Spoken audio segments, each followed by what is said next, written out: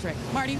And let's update you on what happened yesterday with Danica. She signed in for her first ever nationwide series event. And from there, it was time to climb into the office and get comfortable as she would turn laps now in a little bit different car than she ran in the ARCA race. About 4 major changes that we pointed out for you yesterday. She got some practice in the draft, and she also had a lot of questions for her crew.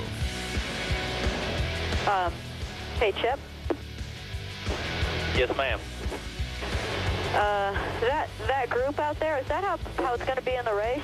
Or is it going to be a little bit more structured? And you could see the feedback that she was giving Tony Eury Jr., telling them, this is what I'm feeling in the car. And it is a big difference from a 1,400-pound Indy car to a 3,400-pound stock car. And there's the photographs going on. Look at all the attention from the media that she has generated. We talked about it yesterday. Ratings on the ARCA race last week were up 59%. That's the kind of attention that she's drawing.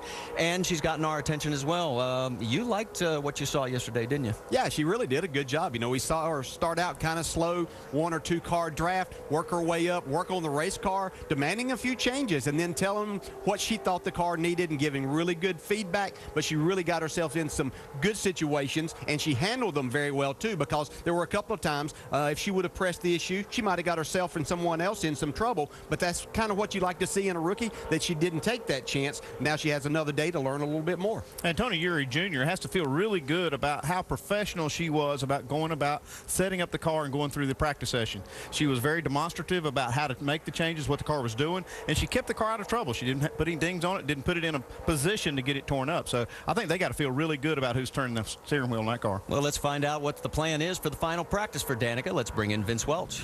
Well, Danica's in the car. They're just putting up the window net as she gets ready to go out for today's practice. And the plan today is to simply build on what this team established yesterday during its 2-hour practice time.